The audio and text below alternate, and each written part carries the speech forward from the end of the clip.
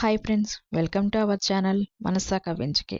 ఓహో, అయితే ఇంకాస్త ఆస్తులు కలిసి వస్తాయన్నమాట మనకి. పెట్టని పెట్టని అన్నాడు దామిని భర్త చంద్రశేఖర్. ఏంటండి పెట్టని శుభ్రంగా ఎలాగోలా ఆస్తి రాయించుకుని అమెరికాలో సెటిల్ అయిపోదాం అనుకున్నాం కదా అన్నది దామిని.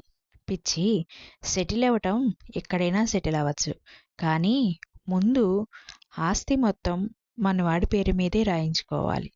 అందుకు మనం మంచివాళ్ళలా నటిస్తూ మిగతా వాళ్లను చెడ్డవాళ్ళని చెయ్యాలి, మీ అన్న వాళ్ల ముందు, ఆఖరికి ఆ మోక్షగాడని కూడా అన్నాడు చంద్రశేఖర్.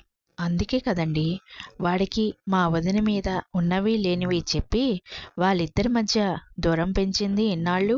సరే సరే, మనం తర్వాత మాట్లాడుకుందాం, గోడకి చెవులుంటాయి అని అనుకున్నారు మళ్ళీ. మా నేను అలా బయటికి వెళ్ళొస్తాను అంటూ వచ్చాడు కొడుకు హరీష్. రే, ఇన్నాళ్ళు తిరిగిన తిరుగుళ్ళు చాలు, ఇక నుండైనా నీ దుబారా తిరుగుళ్ళు కాస్త ఆపి కాస్త ఆ మోక్ష్, అదే మీ బావకి కాస్త హెల్ప్ చేయి, వాడి దృష్టిలో మంచివాడిగా ఉండు అని చెప్పారు. ఓహ్, రేపటి నుండి చేస్తాలే అంటూ నిర్లక్ష్యంగా చెప్పి కార్ కీస్ తీసుకుని బయటికి వెళ్ళిపోయాడు అతడు. ఇక్కడ లక్ష్మీ హరిలు ఇలా మాట్లాడుకుంటున్నారు. ఏమండి, వాడు ఎలాగో ఇక్కడికి వచ్చేస్తాడు, కొన్నాళ్ళు ఇక్కడే ఉంటాడు కదా, ఈ లోపల మన హర్షితను నా మేనల్లుడికి, ఆ రిషితను నితిన్కి ఇచ్చి పెళ్లి చేసి ఈ ఆస్తి మొత్తానికి మన పిల్లలే వారసులు కావాలి అన్నది లక్ష్మి. ఏమే, గోతికాడ గుంటనక్క అంటే నిన్ను చూస్తే తెలుస్తుంది. మన పెళ్ళయ్యాక ఇక్కడే ఉన్నది కాకుండా సొంత అన్న ఆస్తి మొత్తం కొట్టేయాలని భలే ఎత్తులు వేస్తున్నావే నా బంగారం అంటూ మెటికలు విరిచాడు హరి.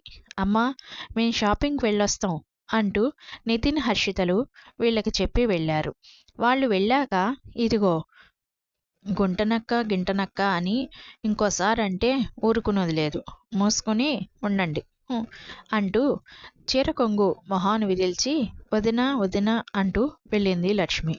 శుభ్రంగా హాయిగా ఉండక దీనికి ఈ ఆస్తి పిచ్చేంటో అనుకున్నాడు హరి వెళ్తున్న భార్య వైపే చూస్తూ.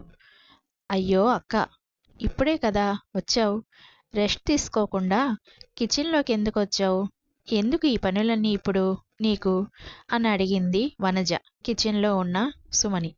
అయ్యో, ప్రయాణం చేసొస్తే ఏమైందమ్మా, అయినా మన పని మనం చేసుకోవడంలో తప్పేమీ లేదు, నాకు శ్రమ కూడా కాదు, మీ బావగారు కాఫీ అడిగారమ్మా అందుకే అన్నది నవ్వుతూ.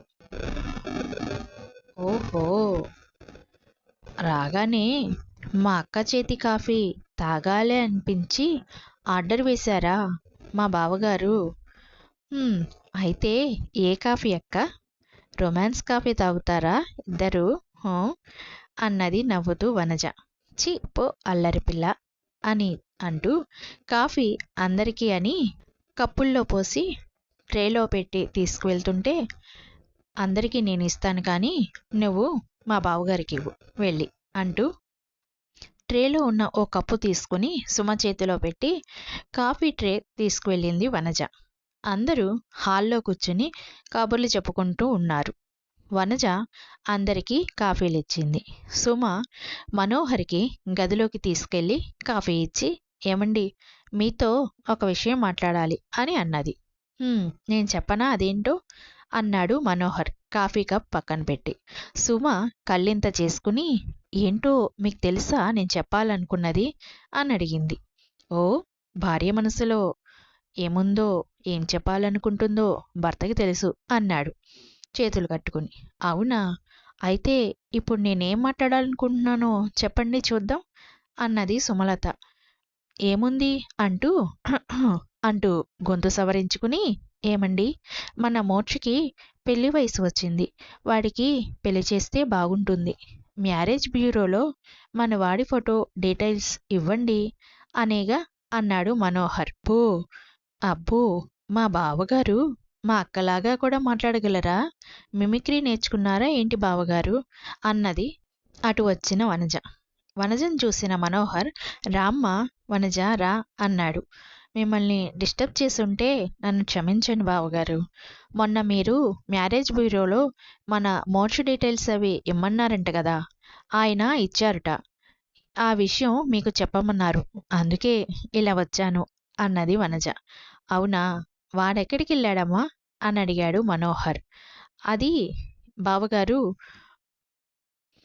మన మోక్ష్ ల్యాండ్ ఏదైనా చూడమని చెప్పాడట. అందుకే దానికోసం ఆయన మోక్ష్ ఇద్దరూ కలిసి వెళ్ళారు అని చెప్పింది వనజ. కనీసం చెప్పను కూడా చెప్పలేదే వాడు అని మనసులో అనుకున్న సుమ, వనజ సాక్షిక ఎప్పుడొస్తుంది అని అడిగింది. ఇవాళ ఎక్కువ క్లాసెస్ జరగవని చెప్పిందక్క, వచ్చేస్తుంది. వనజ, అది నా మీద ఏం కోపంగా లేదు కదా, ఎందుకంటే 9-10 ఏళ్ల వయసప్పుడే దాన్ని ఆలనా పాలనా చూడకుండా వదిలి వాడితో పాటు అమెరికా వెళ్ళాను అన్నది సుమలత బాధగా. అక్కా, దాన్ని నువ్వేమీ కావాలని వదిలి వెళ్ళలేదు కదా, అయినా బావగారు మేము అందరం దాన్ని బాగానే చూసుకున్నామమ్మా. అవును, అది నీతో మాట్లాడుతూనే ఉంది కదా ఫోన్లో అన్నది వనజ. మనోహర్ చిన్నగా నవ్వి ఊరుకున్నాడు వారి మాటలు వింటూ.